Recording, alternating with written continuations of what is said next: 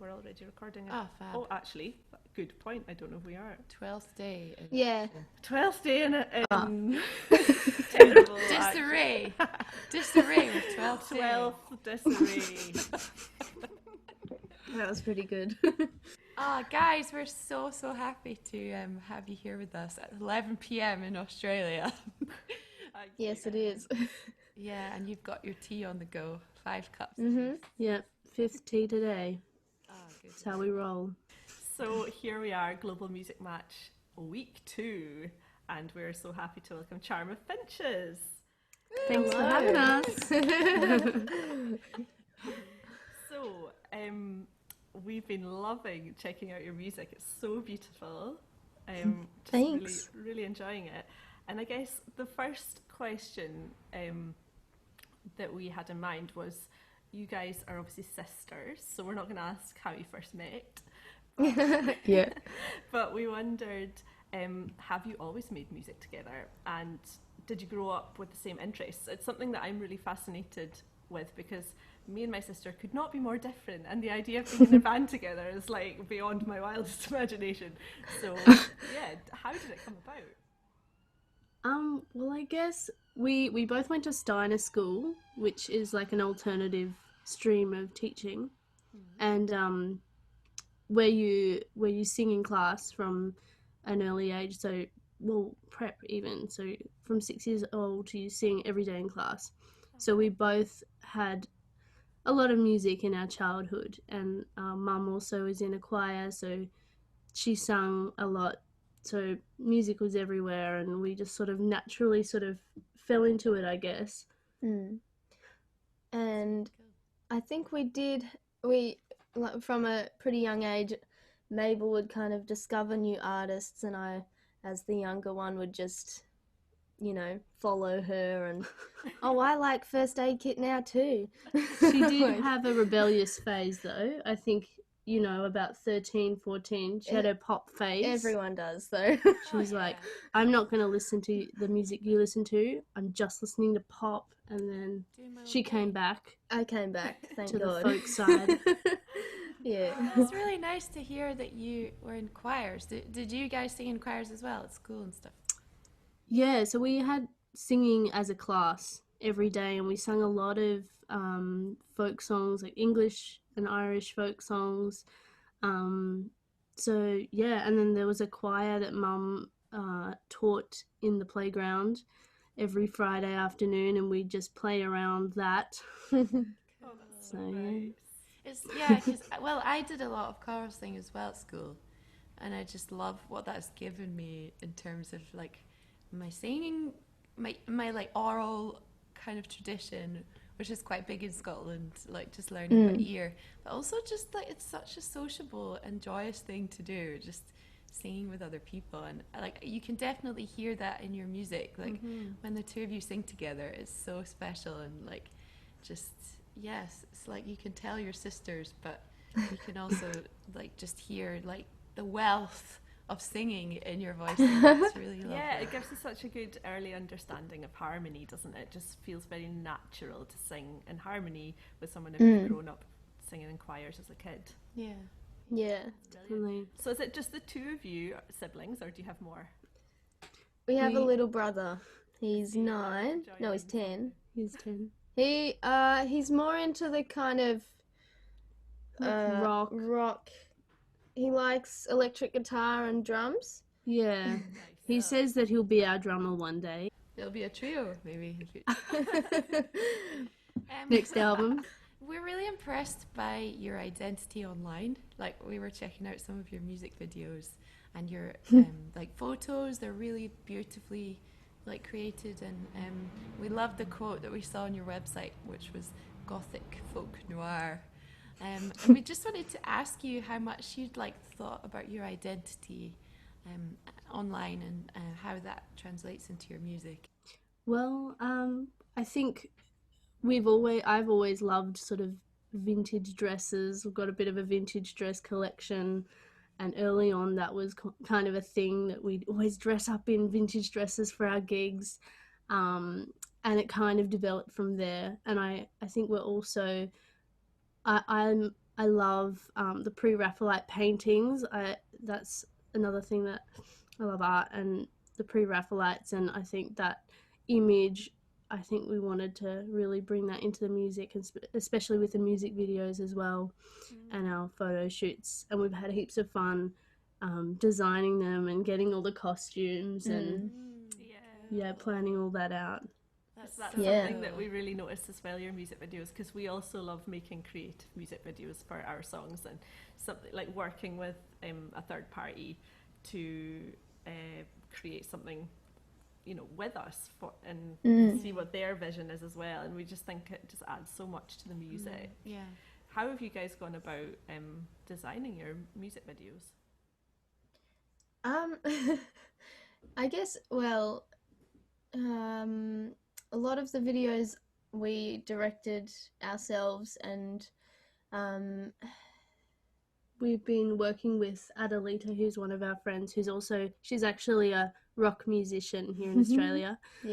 But she also loves to make videos, so we've been collaborating with her a lot with the 3 of the most recent videos that we've made. And Ivy, for her year 12 project last year, did the music video for Lies, which has the gothic vibe. Yeah. Is that the one where you're like sitting at either end of a table and you've got yeah. Oh, I love that one. So gothic horror, we like to call it. Yeah. Oh, that's awesome. Yeah. Good. How did you manage to like keep a straight face when you were doing it? There are some good bloopers, definitely. Yeah. I love how your music is a nice marriage to your visuals as well. Like, there's like a kind of old quality about the way you present yourselves with your music, as well as like with the music videos. It's a really nice, like, just all works together really beautifully. It really does. Thanks. And is it your friends, the other actors in the videos, are those your friends that you've roped in? Yeah. Brilliant. Yeah, it was so much fun. Yeah. Yeah. Yeah, it's good to, because we work a lot with friends and people that we respect a lot, and like we've nerded out a lot about our ideas, and it's just like brings another dimension, and they understand that we're mad, and it's very easy to boss them around. Yeah. Without feeling rude. So can we eat you in our video? Oh yeah, sure.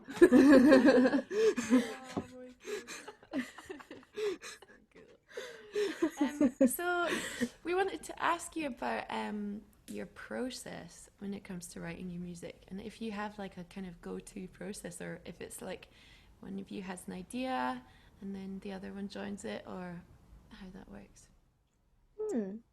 A few different ways, actually. Often Mabel will write a song and bring it to me, and I'll put the harmonies on it, or, you know, critique it harshly. She's a harsh critic. Or the other way around. Often we write songs together, and Yeah, we have a few different songwriting techniques. Sometimes we like to use books to sort of help us start a song. So some of our songs we've taken just random lines from a page of a book that we like, and then use them to sort of start the song together. And then sometimes we'll just have a riff that we really like, that we want to create a song from, and we'll record that. We'll record like a minute and a half of that riff or that chord progression, and then we'll just write while listening to it together, and then read each other what we've got. That's really cool. We're super fascinated to hear how other duos do it, because we've spent a lot of time honing our writing process together, and it's gone through. Going. Yeah, we're it probably will evolve like forever, but it's gone through so many different phases, and every time we write, it sort of evolves a bit more. We get a bit obsessed with voice memos. We've just got these endless like weird little voice memos, just like called like Mongolian animal. Yeah.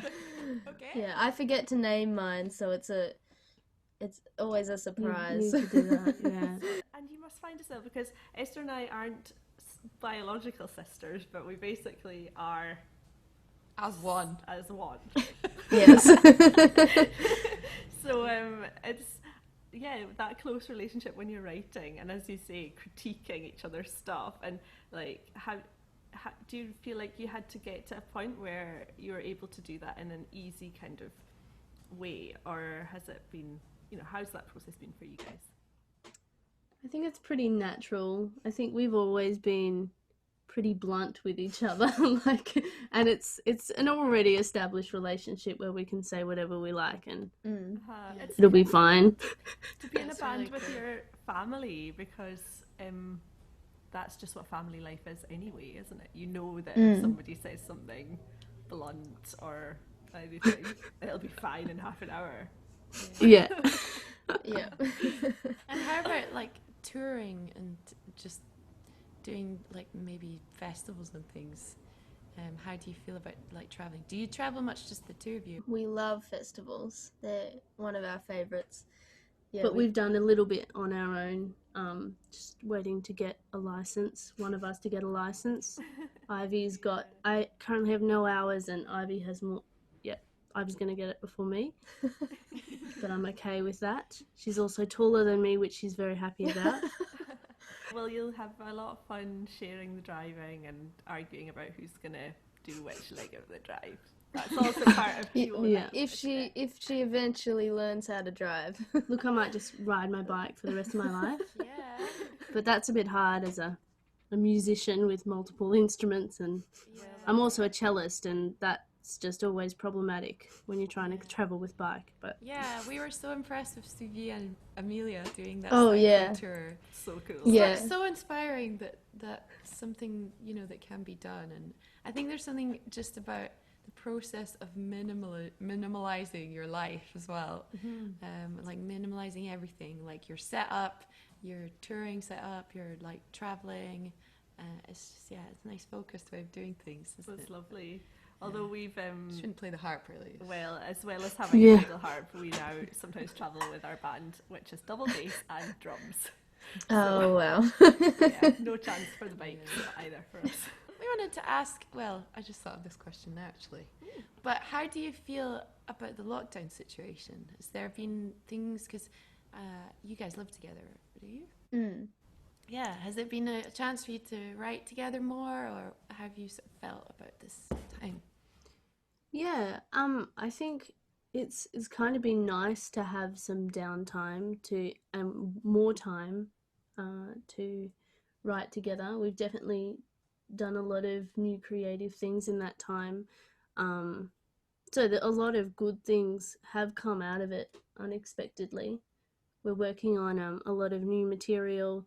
There's a lot of old songs that have been in the works for ages that we're trying to finish, and working on some new singles.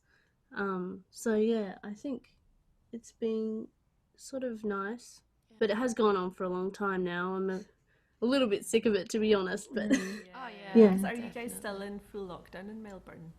Yeah, so we're on we kind of had a break between, and then now we are in stage 4, whatever that means, but we basically just have a curfew and we have to wear masks outside.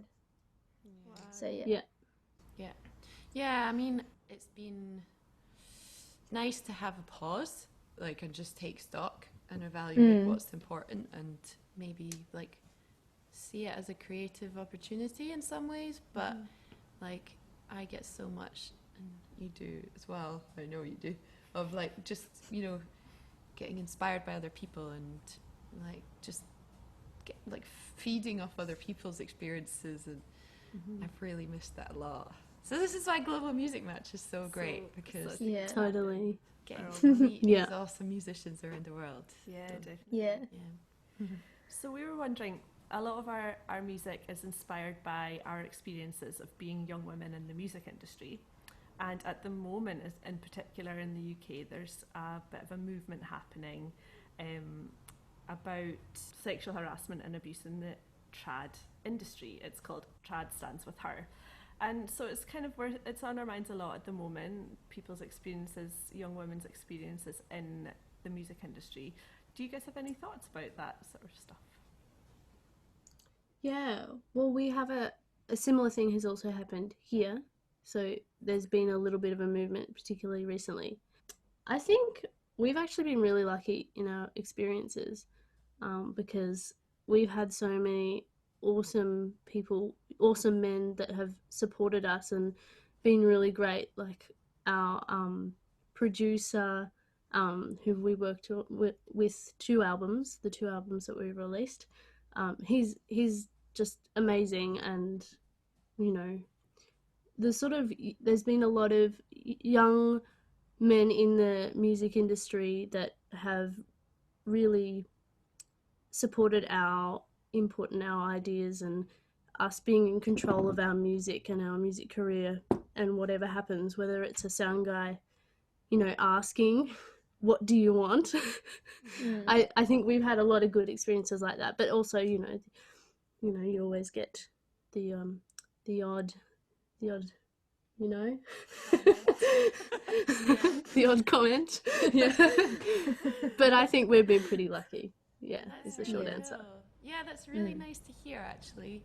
I feel hopeful because I think maybe even just between our generation, because we're into our 30s now, and you guys are early 20s, well, late teens, early 20s.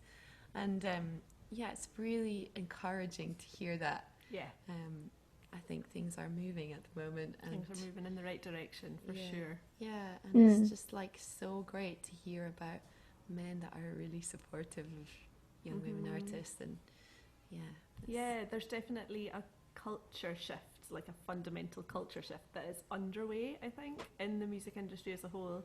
Like the conversation here at the moment is about the traditional scene, like the traditional folk scene in particular, but obviously this goes across all different music sectors and all different industries in general. But this fundamental culture change, it's happening, I think. And obviously women, like, it was fairly recent that we even were musicians, you know, and so that there's catching up to be done, and it's great to hear that even in that 10-15 year gap between us, there's been good progress. Yeah, definitely. Cool. We can maybe finish with, like, do you have any funny stories from the road that you'd like to share? What's the first one that comes to mind? Oh, we were just talking about the weirdest. We were wondering what the weirdest gig we've ever played was. We thought the time when we played at a 9-year-old's slumber party was the weirdest gig. Yeah, it was great. It was probably also the funnest gig. Yeah. That's awesome. Oh, you'd be so great at a slumber party. Yeah. It was good. They had a whole choreographed dance to one of our songs, and we played the song, and they were all in their pajamas and on the couch dancing, you know, all the movements in sync and all that, which was pretty good. It was pretty great. Pretty affirming for our music. This is what we're meant to do. If we can make this happen. Cool. Oh, thank you so much, guys. It's been so nice to chat to you. So lovely. Thank you. Yeah. It's been so nice. It's really inspiring to hear about what you're up to. And we'll talk to you in a couple of weeks. Yeah. See how things are going. Yeah. Thanks, guys. See you soon. Thanks.